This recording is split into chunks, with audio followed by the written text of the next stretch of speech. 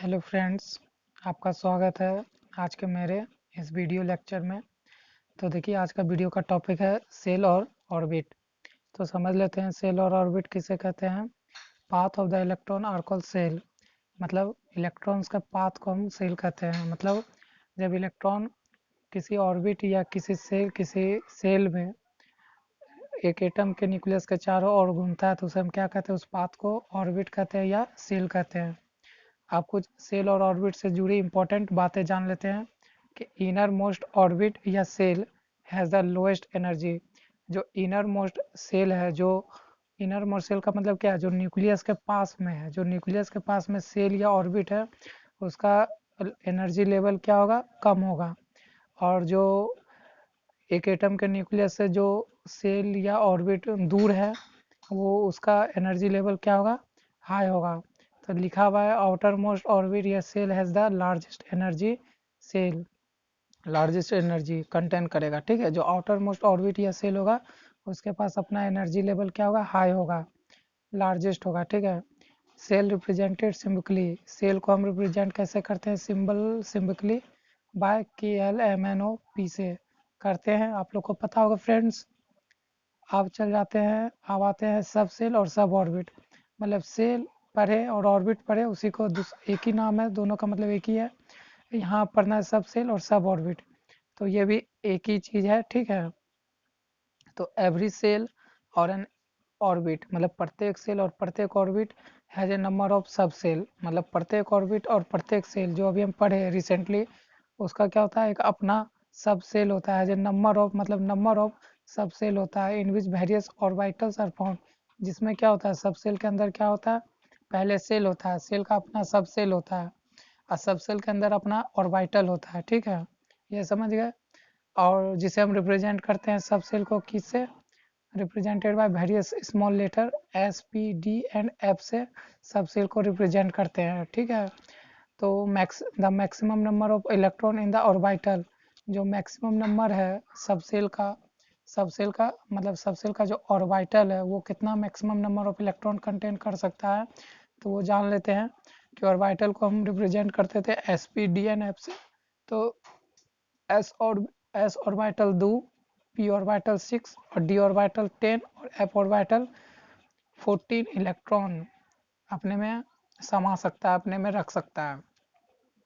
इन various cell मतलब अलग अलग जो सेल होते हैं KLMNOP, ये सब सेल क्या होता है, देयर आर वेरियस कॉरस्पॉन्डिंग सब सेल। इस सब सेल के अंदर क्या होता है, उसके अपना कॉरस्पॉन्डिंग सब सेल होता है या सब ऑर्बिट होता है, जैसे S, SP, SPD, SPDF etc।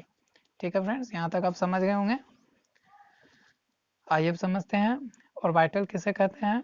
तो orbital is a 3 dimensional space. Orbital क्या, हमारा एक 3 डायमेंशनल स्पेस है around the nucleus of an atom. एक एटम के न्यूक्लियस के चारों ओर जो 3 डायमेंशनल जगह है, ये स्पेस है, उसे हम कहते हैं ऑर्बिटल। ठीक है फ्रेंड्स, ये समझ गए होंगे।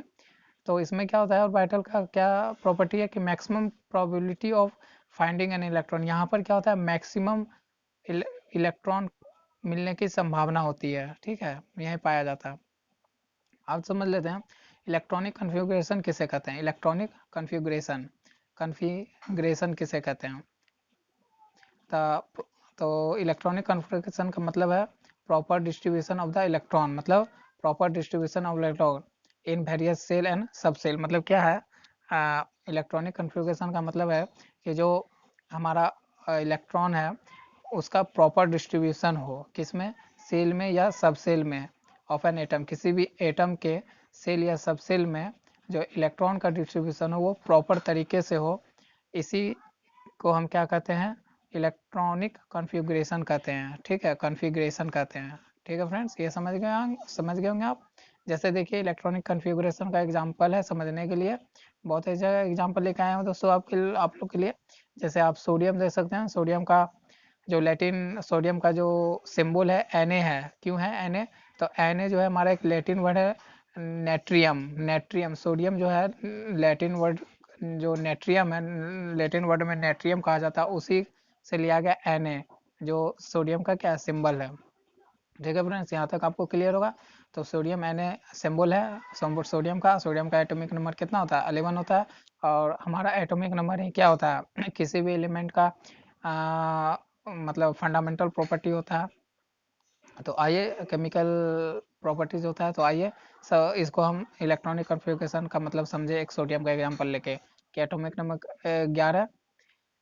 तो क्या कहता है इलेक्ट्रॉनिक कॉन्फ़िगरेशन में, अभी आप तुरंत पढ़े कि क्या है कि इलेक्ट्रॉन का प्रॉपर डिस्ट्रीब्यूशन किसमें सेल या सब सेल में हो किसी भी एक एटम का, उसे हम कहते हैं इलेक्ट्रॉनिक कॉन्फ़िगरेशन। तो देखिए जैसे सोडियम है एलिमेंट है, इसका क्या है एलिमेंट है, तो इसमें 11 प्रोटॉन है।